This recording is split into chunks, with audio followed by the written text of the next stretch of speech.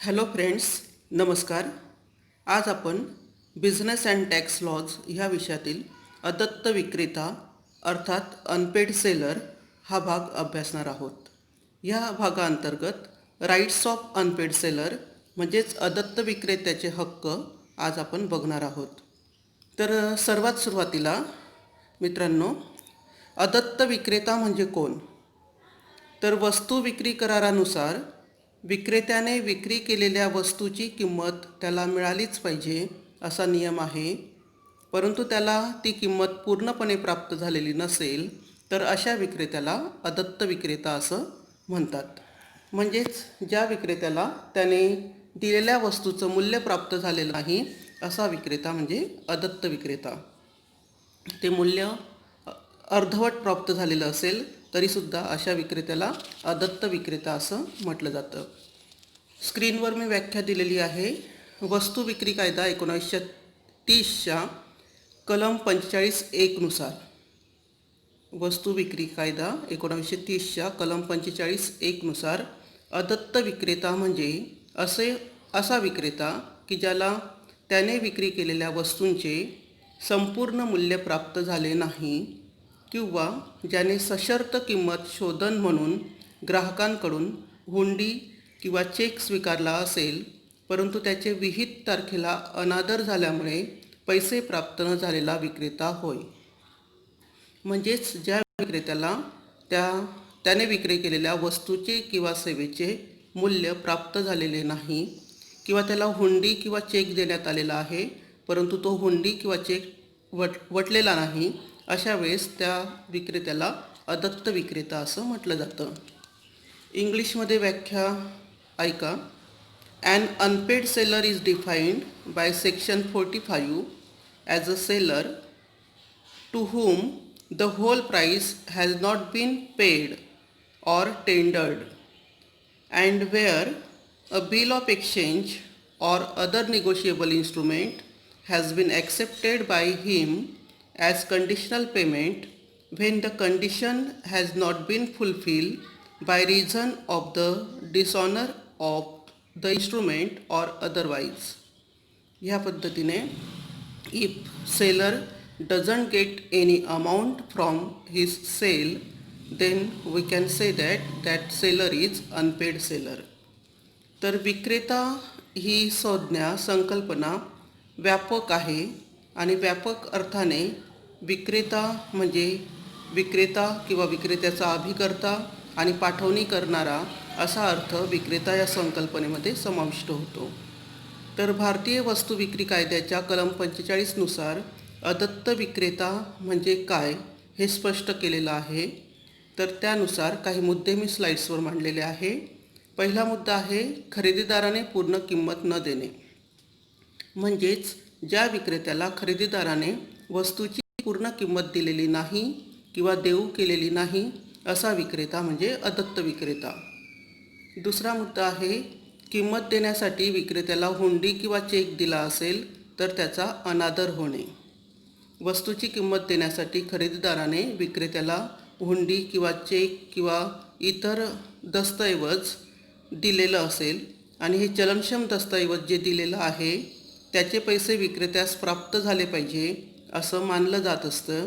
तथापि ह्या चलनक्षम दस्तऐवजाचा जर अनादर झाला आणि ह्या पत्रकाचे पैसे विक्रेत्यास जर प्राप्त झालेले नसतील, त्या दस्तऐवजाचा अनादर झाल्यामुळे विक्रेत्याला अदत्त विक्रेता असं म्हटलं जाईल.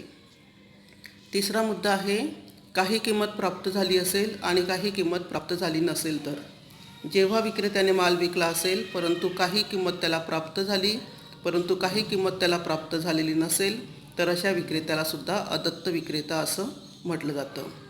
उदाहरणार्थ क ने ड ला जर 5 लाखाला कार विकली असेल तर क ने कारची मालकी हक्क प्राप्त केल्यानंतरही क ने ड ला कार विकली असेल तर क ने कारचा मालकी हक्क ड ला दिल्यानंतरही ड ने जर ते 5 लाख रुपये क ला दिले नाहीत तर अशा ठिकाणी क ला अदत्त विक्रेता असं म्हटलं जाईल. म्हणजेच या ठिकाणी डने कारची खरेदी केलेली आहे. 5 लाख रुपये तो देणे लागतो, परंतु ते 5 लाख रुपये त्याने दिलेले नाहीत. त्यातला काही भाग दिलेला असेल तरीसुद्धा उरलेल्या भागासाठी, उरलेल्या पैशांसाठी, अमाऊंटसाठी क हा अदत्त विक्रेता म्हटला जाईल. जोपर्यंत कच्या बँकेतील खात्यामध्ये पैसे भरत नाही किंवा कला पैसे देत नाही, तोपर्यंत कला अदत्त विक्रेता असं मानण्यात येईल. यानुसारच जर विक्रेत्याला खरेदीदाराने पूर्ण पैसे दिलेले नसतील, खरेदीचे पूर्ण अमाऊंट जर दिलेली नसेल, तर अदत्त विक्रेत्याला काही हक्क प्राप्त होत असतात. त्या हक्कांचा अभ्यास आपण करूया. तर अदत्त विक्रेत्याचे हक्क, rights of unpaid seller as per कलम 43, कलम 43 नुसार अदत्त विक्रेत्याचे हक्क सांगितलेले आहे. विक्रेत्याने खरेदीदारास मालाची विक्री केल्यानंतर खरेदीदाराकडून विक्रेत्यास मालाची किंमत प्राप्त झाली पाहिजे. परंतु ती किंमत जर प्राप्त झाली नाही तर अदत्त विक्रेता काही हक्कांचा वापर करू शकतो. ह्या हक्कांचा अवलंब तो करू शकतो. तर पहिला हक्क आहे वस्तूचा ताबे हक्क.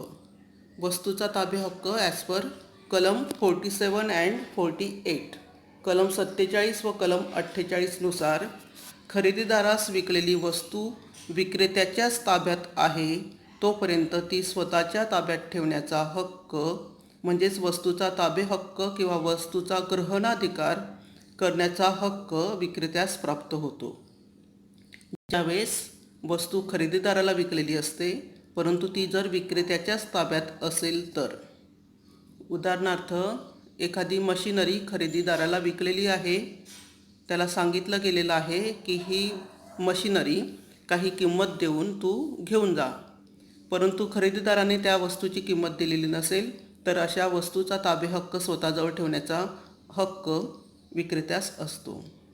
वस्तू उधारीवर विकण्यात आलेली असेल किंवा विक्रेत्याने खरेदीदाराच्या वस्तू ह्या निक्षेपगृहीता ह्या नात्याने स्वतःजवळ ठेवलेल्या असतील, खरेदीदाराच्या वस्तू विक्री करण्यात आलेल्या वस्तू जर स्वतःजवळच ठेवलेल्या असतील विक्रेत्याने, तर अदत्त विक्रेत्यास ग्रहणाधिकार प्राप्त होत असतो, ताबे हक्क करण्याचा हक्क प्राप्त होत असतो.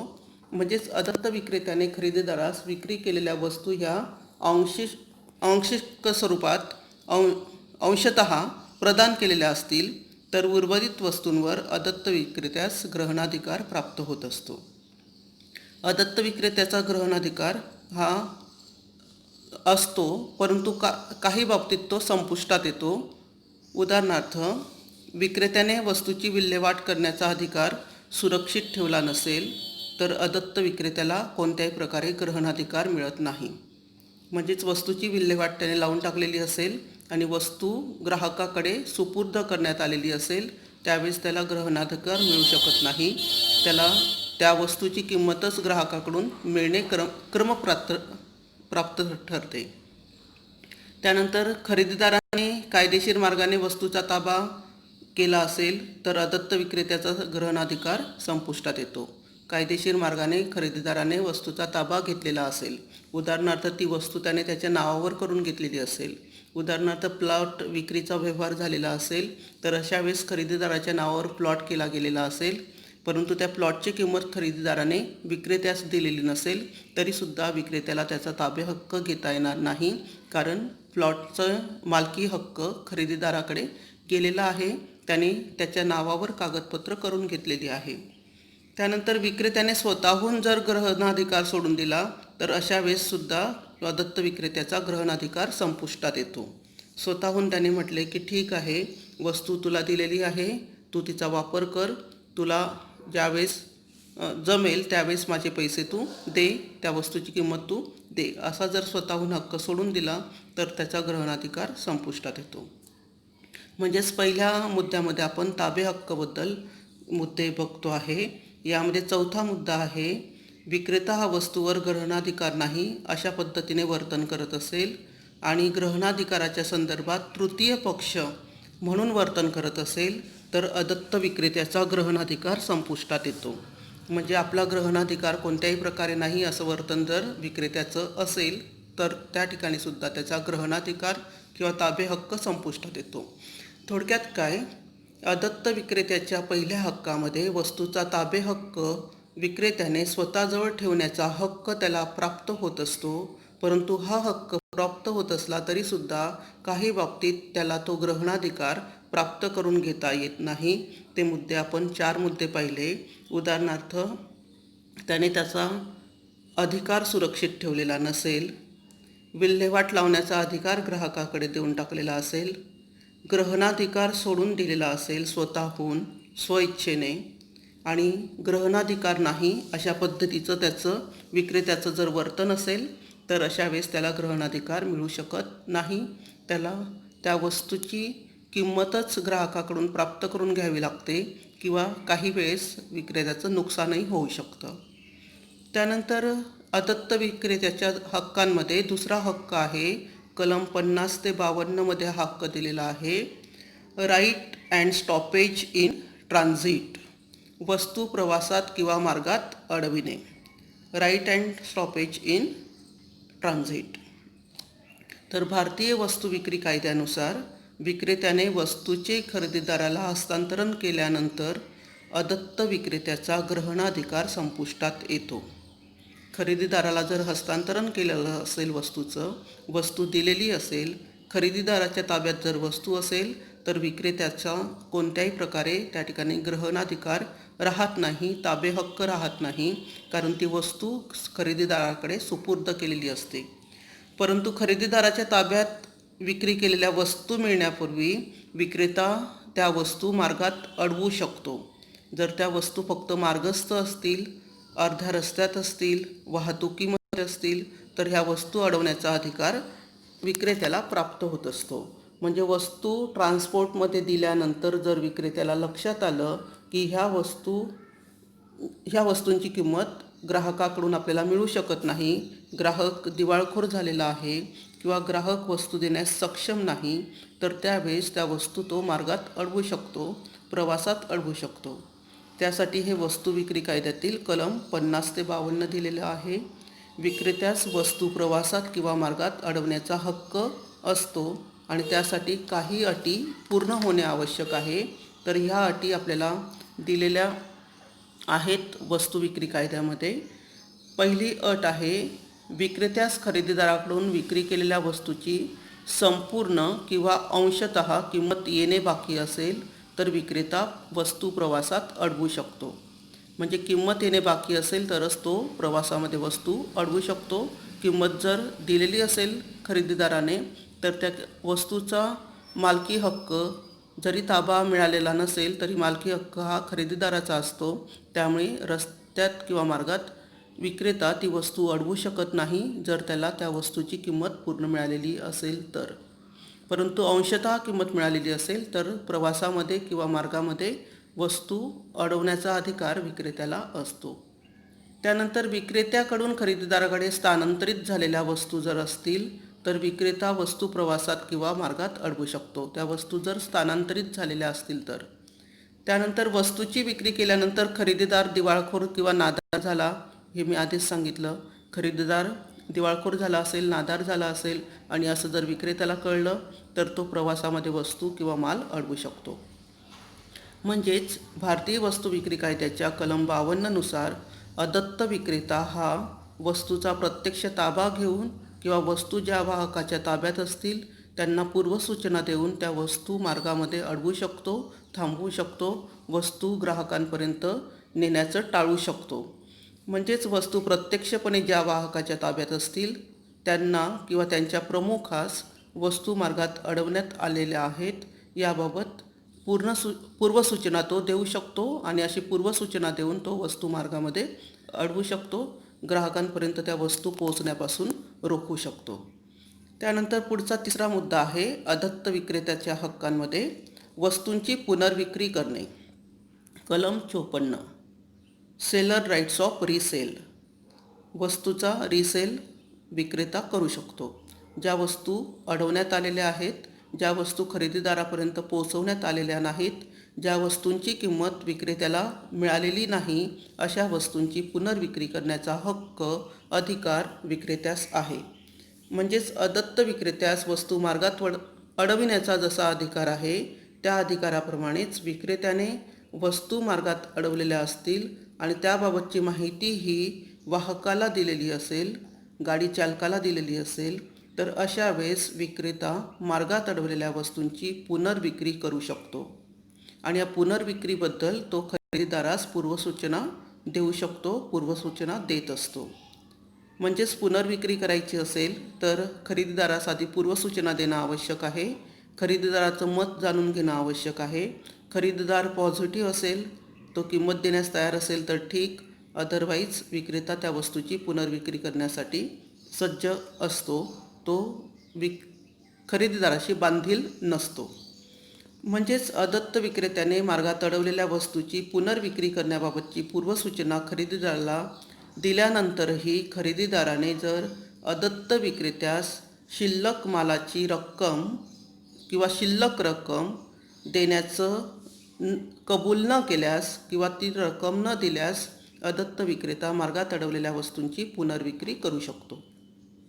मार्गात अडवलेल्या वस्तूंची पुनर्विक्री केल्यामुळे अदत्त विक्रेत्यास आर्थिक नुकसान जर झालं तर अशा नुकसानीची रक्कम तो खरेदीदाराकडून वसूल करू शकतो. खरेदीदाराकडून ती रक्कम वसूल करण्याचा अधिकार अदत्त विक्रेत्यास असतो.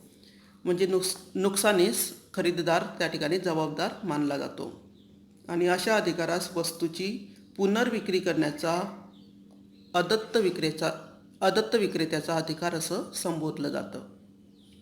त्यानंतर अदत्त विक्रेत्याचा पुढचा अधिकार किंवा हक्क आहे खरेदीदाराविरुद्ध दावा दाखल करण्याचा अधिकार.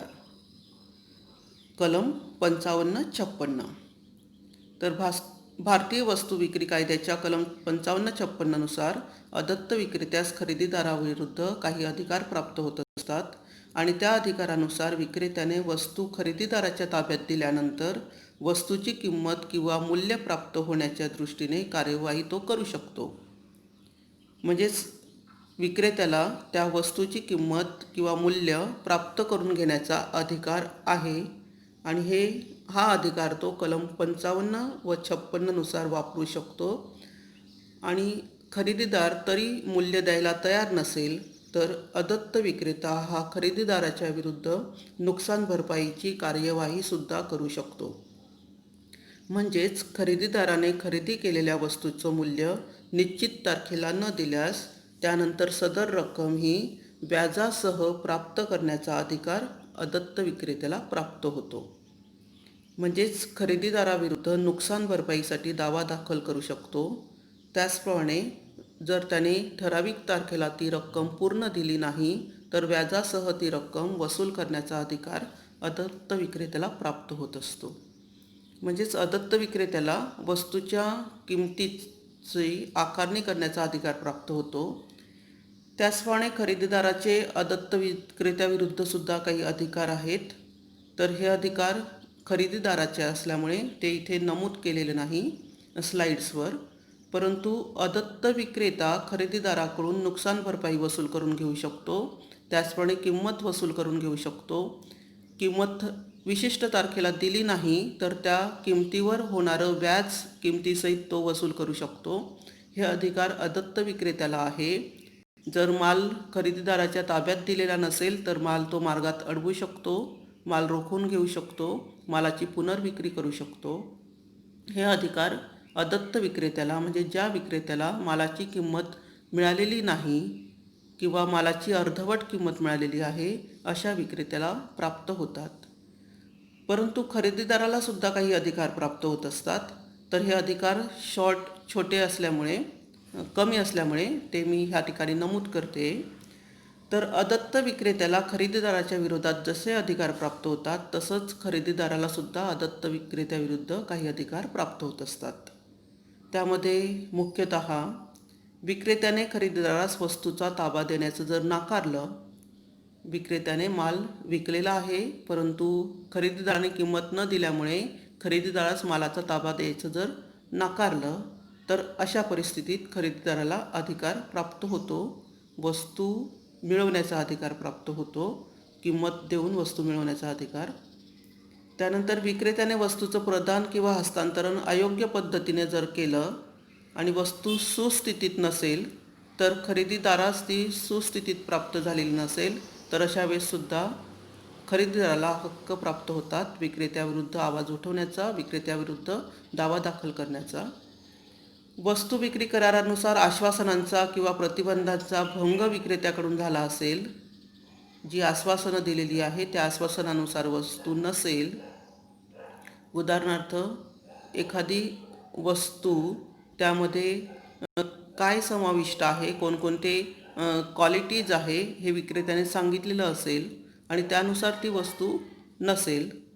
उदाहरणार्थ कॉम्प्युटर खरेदी करत असताना त्या कॉम्प्युटरचं प्रोसेसर जे आहे त्या प्रोसेसरची मेमरी साईज किती आहे हे नमूद करण्यात आलेलं असेल.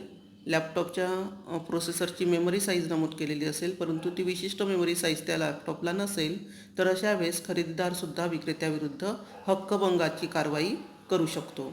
म्हणजे खरेदीदार हा अदत्त विक्रेत्याविरुद्ध नुकसान भरपाईची किंवा इतर तरतुदीनुसार कार्यवाही करू शकतो. अशा पद्धतीने खरेदीदारालासुद्धा काही हक्क प्राप्त होत असतात. परंतु मुख्यतः विक्रेत्याला जर वस्तूची किंमत प्राप्त झालेली नसेल किंवा अर्धवट प्राप्त झालेली असेल किंवा ती किंमत प्राप्त होण्याची शक्यता नसेल किंवा दिलेला चेक किंवा जे काही चलनक्षम दस्तऐवज आहे ते वटवताना त्यांचा अनादर झालेला असेल तर अशा वेळेस ह्या अदत्त विक्रेत्याला खरेदीदाराविरुद्ध हक्क प्राप्त होत असतात, अधिकार प्राप्त होत असतात आणि ह्या अधिकारांचा वापर करून तो त्याच्या पद्धतीने खरेदीदाराविरुद्ध ॲक्शन घेऊ शकतो, खरेदीदाराविरुद्ध दावा दाखल करू शकतो. तर मित्रांनो, ह्या ठिकाणी आपण अदत्त विक्रेत्याचे हक्क अभ्यासले. त्यानंतरच्या भागामध्ये मालविक्रीच्या कराराची पूर्तता हा भाग आपण अभ्यासणार आहोत. तर आज आपण इथे थांबूया. धन्यवाद. Have a nice day. Thank you.